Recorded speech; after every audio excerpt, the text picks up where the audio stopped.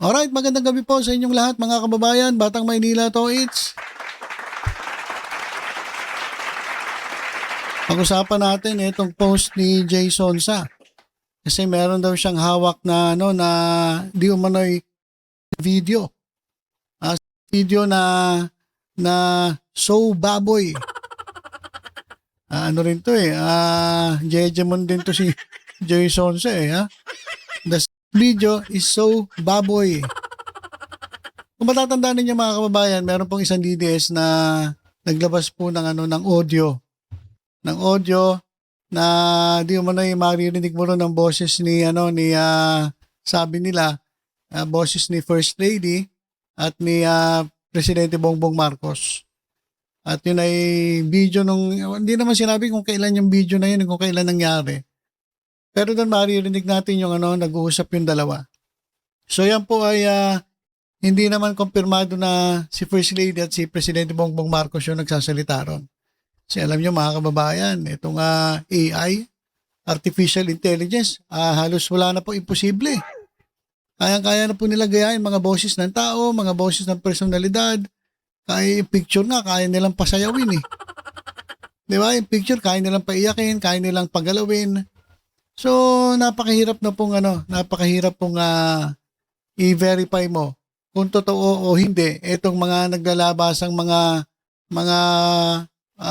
voice recordings at mga video na sinasabi nila na etong mga ito ay yung mga political figures, may mga matataas sa posisyon sa gobyerno. So, yun po, hindi po nagtagal yung issue na yun eh. Hindi naman na-verify at hindi po pinatos ng tao. Kasi nga, voice recording eh. Yung yung video nga ni di ba, ni Maharlika na di umano ito si PBBM ay ganyan. Di ba? May video. So lumabas napatunayan po na yun po ay AI generated deepfake po mga kababayan.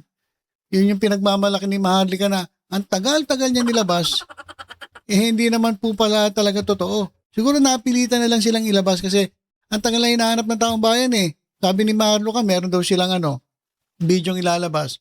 Ilang taon na nakalipas, wala nangyari. So siguro, gumawa na lang sila ng paraan para hindi sila masira doon sa mga kapwa nila DDS.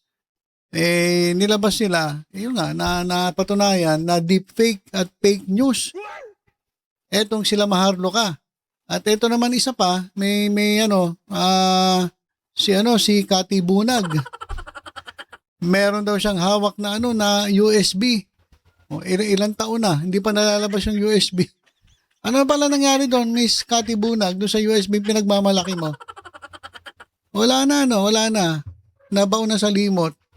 Ito talaga mga DDS, mahilig to lalabas sa mga kwento-kwentong barbero na hindi naman nila napapatunayan na totoo. At minsan, tinasabi lang nila pero wala naman talaga. Tapos na si Maharlika, tapos si Harry Roque, tapos na si Cathy Bunag. Ito naman si Jason Sa. Pumatol na rin sa mga ganitong klaseng kwento. Sabi niya, meron daw siyang napanood na video. At sabi niya, this video is so baboy. Hindi niya raw maaaring i-post o i-share. Sa atin. Yung napanood niya daw na video ng power couple na Wrangler, na but high on and booze na nakipag-open bembangan sa tate ala Sodom and Gomorrah. Ito yun ito yung kwento nung inilabas nila dati pa. Yung nilabas nilang audio recording. Ngayon, meron na raw video. Sabi ni Jason Sa. At ayon kay Jason Sa, napanood niya na raw. Kaya lang, hindi niya pwedeng i-share o i-post. Ito na naman tayo Ito naman tayo sa kwento-kwento nila Parang silibisi lang to Silibisi na meron daw siyang hawak na na mga Cabral files. Pero ayaw namang ilabas. Ito naman si Jason Sa, meron daw sex video. Pero hindi naman niya raw pwedeng ilabas. Ayan meron daw power couple na nakipagbembangan sa tate. at ala Sodom and Gomorrah. O, alam niyo naman siguro, napanood niyo naman siguro yung mga yung parang yung sama-sama, labo-labo, may labo-labo. So, ganun daw yung napanood na ito ni Jay Sonsa. Oh, sabi pa niya, una, hindi ko ma-imagine na magagawa nila itong groupie, knowing na galing sila sa mataas sa antas sa lipunan at pamahalaan. Second, hindi na sila mga young, wild and free to adventure into all sorts of Rome style or Rome type exchanges. So kasi alam niyo panood niyo yung Caligula, yung pelikulang Caligula. So parang ganun siguro yung tinutukoy na ito ni Jay Sonsa. So matatanda na raw itong mga to at hindi niya raw ma-imagine kasi mga matataas na tao at medyo may mga edad na, mga parang kadiri na.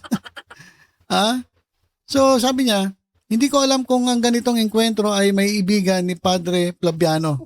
So dinamay si Padre Flaviano. Ito naman si Padre Flaviano ay talagang sinisilip po siya, binabantayan po siya. Biruin niyo, nakita na itong si Padre Flaviano ay naka-follow sa isang Facebook page o vlogger.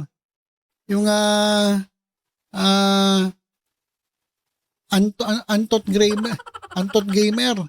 Oh. Talagang nakitaan siya pero ngayon nag-unfollow na raw si Father eh. Bakit naman kasi Father?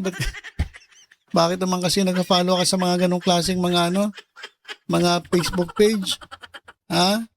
Okay na sana yung Antot, mabantot. Pero yung binabanggit na K tapos Antot Gamer, ibang klase naman nata yun. Pero nag-unfollow na raw itong si Father Flaviano. So sabi nga ni Jay Sonsa, kahit itong si Antot G will even upload it or kahit sa ibang mga sites ipipin nila. Kasi nga raw masyadong the video is so baboy. Paano pa? Ano tawag doon? Pabebe pa itong si Jay Sonsa eh. Ito, sabi ni Jay Sonsa, I love making love and I enjoy bembangan as much as I enjoy smoking cigar over red wine and cheese. But that video is simply so baboy for my pervert neighbors liking. No, I can paste a photo or attach a clip. I know some of you have ideas who these personalities are. So ito na naman tayo eh. Maglalabas sila ng ganitong kwento, pero wala namang resibo. Wala na namang ebidensya. Ang mangyayari dito, pag-uusapan lang. Uy, si Jay Sonsa meron siyang kopya. Kaya nga iba nga rito, nanghihingi na eh. Papasend naman po dyan. Pa-PM naman, Sir Jay. Ay, yung mga DDLs, talagang gustong-gusto rin makita eh. Hindi nila alam, baka niloloko lang sila neto ni Jay Sonsa. Kasi kung meron yan, di sana, kumalat na yan. Wala naman eh. Puro wento eh. So, ito nga mga DDLs ito. Ito na naman, niloloko na naman nila, ito mga kapwa nila DDLs. Pinapaasa na naman nila, niloloko na naman nila, para meron silang mapag-uusapan na naman sila. Sisikat na naman ito si Jay Sonsa. Mapag-uusapan na naman to, lalo-lalo itong mga DDS. Kahit niloloko na sila, naniniwala pa rin sila. Ano raw? Hindi ko na maintindihan nito. Tubig nga daw eh. He can take it daw. Giatay. Ito yung nandun sa inilabas ng DDS na audio recording, di ba? Pero sabi ko nga, hindi naman napatunayan na totoo yun eh. Kasi ang dali na lang gayahin yung boses eh. Lalong-lalo na audio recording lang. Pagpakita kayo ng legit na video, yun talagang hindi AI. Malalaman naman agad dyan kung hindi AI eh. o lehitimo nga video eh. Pero wala eh, puro kwento lang eh. O, di ba? O, share. Share daw, share. Abangan sa X, andun yun sigurado. Tingnan nyo, hanapin nyo. Ano ba yung yung site na yun? Puntahan nyo, tingnan ninyo. Sabi rito ng isa, send mo na lang sa akin, ako na bahala.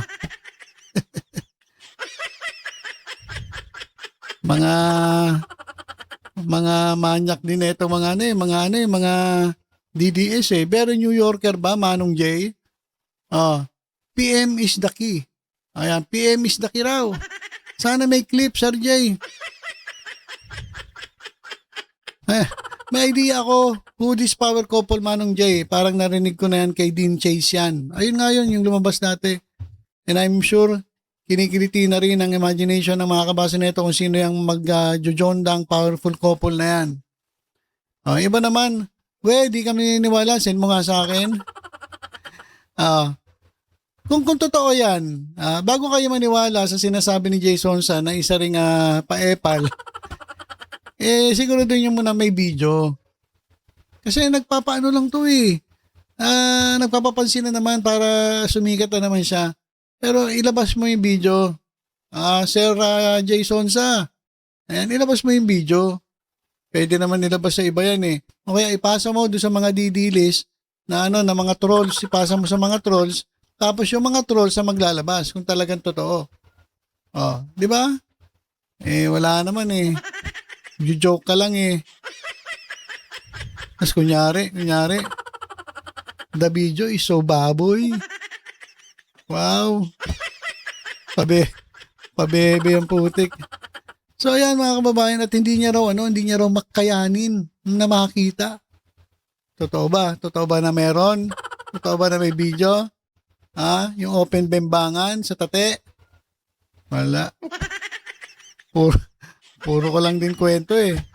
Sige nga, si Mr. Jason Sa, ilabas mo nga. Para naman magkaalaman na kung totoo yung sinasabi ninyo. At malaman kung sino talaga yan.